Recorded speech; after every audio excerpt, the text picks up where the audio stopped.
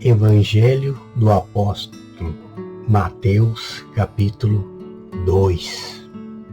Os magos do Oriente. Esse capítulo 2 do Evangelho de Mateus inicia já dando uma exata noção do que seria o ministério de Jesus Cristo na face da terra e qual a sua missão na face da terra: de agregar todos os povos.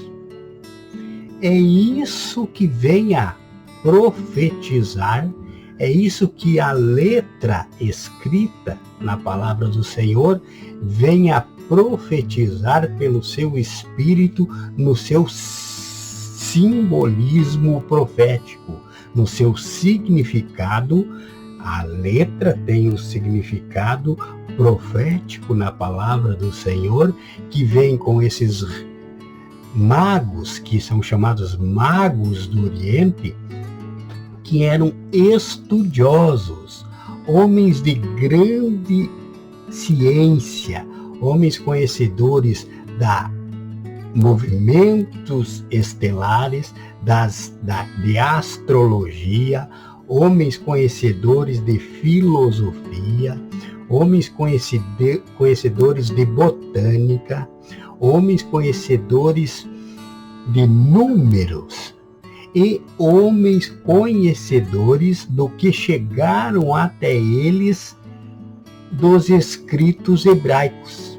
Então, homens conhecedores de línguas além dos seus povos.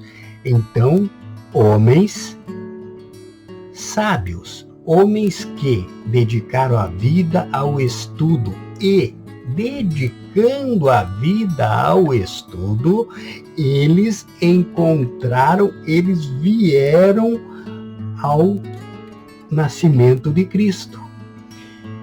Dentro dos seus estudos, sem um profeta com eles, sem um enviado de Israel até eles, do povo judaico até eles estudando,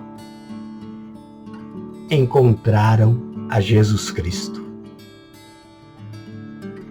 Com a palavra e com o apoio da ciência, com o apoio da história, com o apoio da geografia, com o apoio da filosofia, com o apoio dos livros, mas tendo a mente aberta ao Espírito de Deus, eles receberam a revelação como um guia, a profecia do nascimento, no lugar exato do nascimento de Jesus Cristo, o Salvador.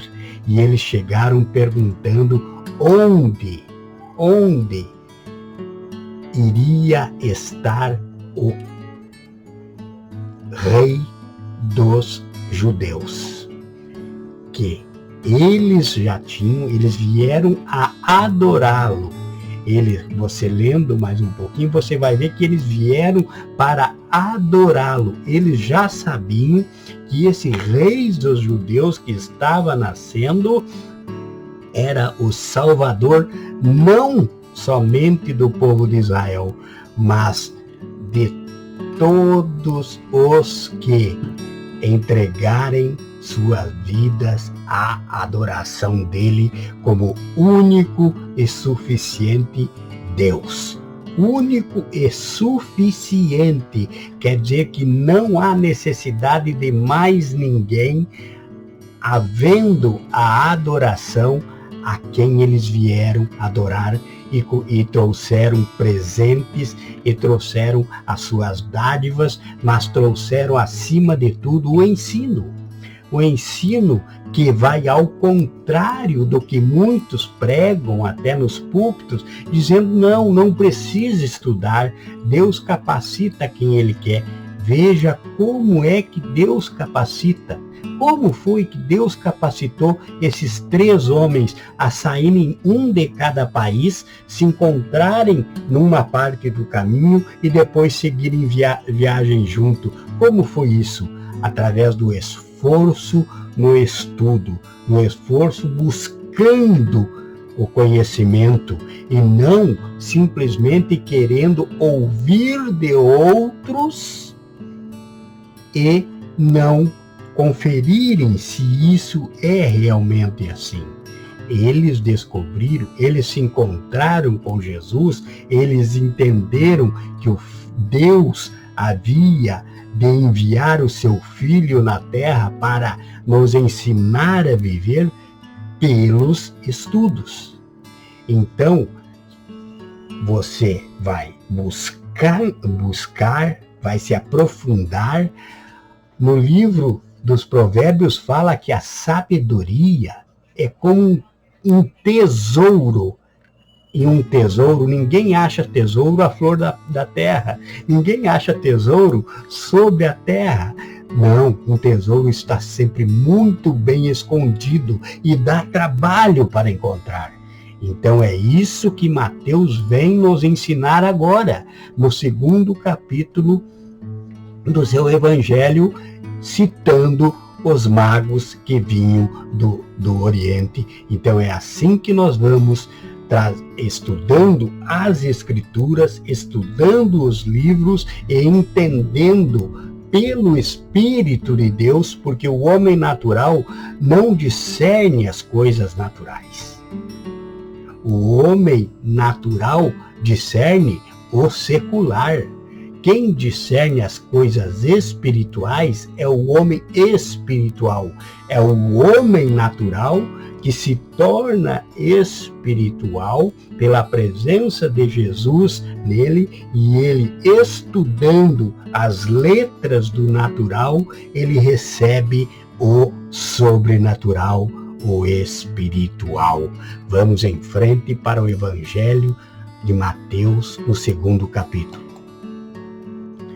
Então, devemos aproveitar a nossa liberdade de conhecimento para adquirir conhecimento e não querer voltar à Idade Média, onde a Igreja Católica, que era a Igreja Universal, que católica quer dizer universal, ela simplesmente, para ter o poder, para comandar, ela retirou as Bíblias do acesso da população, ela retirou o conhecimento da população, ela passou a permitir somente a Bíblia em latim e somente os intérpretes poderiam ser os clérigos. Então ela proibiu o conhecimento para ter o poder, por interesses financeiros, interesses comerciais e outros afins. Então, nós que em 1516, veja, desde o século III até 1516, ficou essa celeuma. O povo não tinha acesso ao conhecimento. Então, se dissesse que Pedro era Deus, todo mundo aceitava, porque não tinham conhecimento. E além de tudo, na época da Inquisição, eram lançados em fogueiras e eram crucificados, porque desobedeciam à Santa Igreja. Mas eu quero dizer o quê? Aproveite a liberdade de conhecimento e não deixe que a preguiça deixe você entender que Deus capacita sim, sem um esforço, sem nada. Não, não é assim. Assim querem pregar o que estão até nos púlpitos, porque pense, o que é mais fácil? Eu comandar uma ovelha analfabeta ou comandar uma ovelha formada? O que é mais fácil? Eu comandar alguém que tem o conhecimento ou comandar um conhecedor? O que é mais fácil? Com quem é mais fácil eu lidar? Para quem eu posso pregar qualquer coisa, dar qualquer ensinamento e ele vai aceitar. Então vamos lá, vamos para o Evangelho segundo escreveu Mateus, e é assim que nós vamos, vendo nas Escrituras se isso é correto e usando os apoios. Evangelho segundo escreveu o apóstolo Mateus, capítulo 2. Os magos do Oriente. Tendo, pois, nascido Jesus em Belém da Judéia, no tempo do rei Herodes, eis que vieram do Oriente a Jerusalém uns magos que perguntavam: onde está aquele que é nascido rei dos judeus? Pois do Oriente vimos a sua estrela e viemos adorá-lo.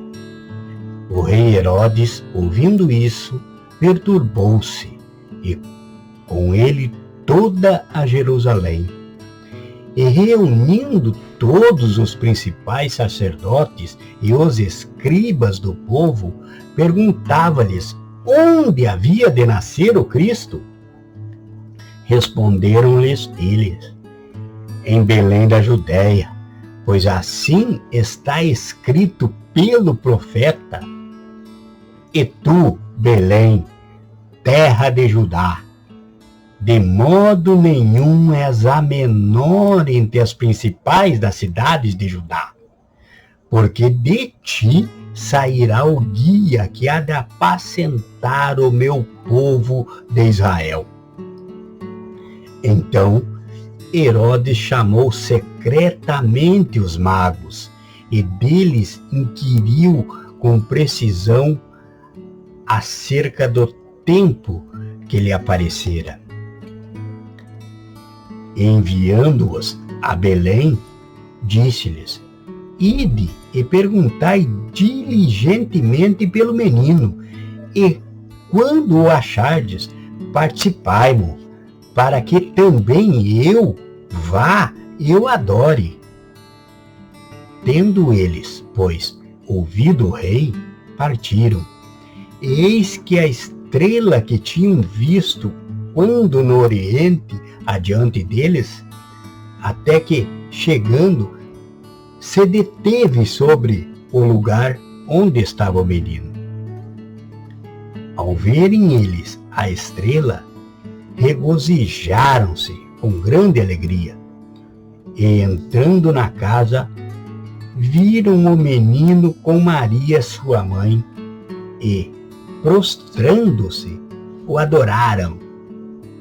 E, abrindo os seus tesouros, ofereceram-lhe dádivas, ouro, incenso e mirra.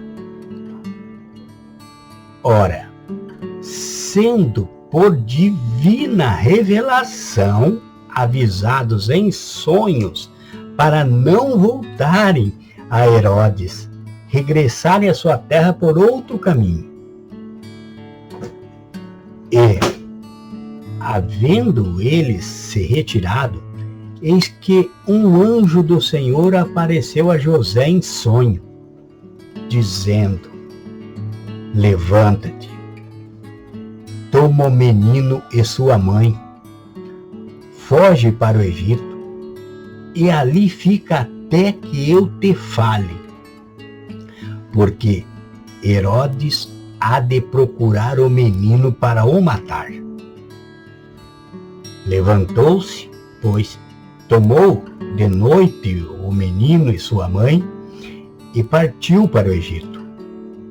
E lá ficou até a morte de Herodes, para que se cumprisse o que fora dito da parte do Senhor pelo profeta: do Egito chamei o meu filho. Então Herodes, vendo que fora iludido pelos magos, irou-se grandemente e mandou matar todos os meninos de 2 anos para baixo que havia em Belém, e em todos os seus arredores, segundo o tempo que com precisão inquirira dos magos. Cumpriu-se então o que fora dito pelo profeta Jeremias. Em Ramá se ouviu uma voz, lamentação e grande pranto. Raquel chora os seus filhos, e não querendo ser consolada, porque eles já não existem. Mas, tendo morrido Herodes, eis que um anjo do Senhor apareceu em sonho a José no Egito. E disse: levanta-te, toma o menino e sua mãe e vai para a terra de Israel, porque já morreram os que procuravam a morte do menino. Então ele se levantou, tomou o menino e sua mãe e foi para a terra de Israel. Ouvindo, porém, que Arquelau reinava na Judéia, em lugar de seu pai Herodes, temeu ir para lá. Mas, avisado em sonho por divina revelação, retirou-se para as regiões da Galiléia e foi habitar numa cidade chamada Nazaré, para que se cumprisse o que fora dito pelos profetas: ele será chamado Nazareno.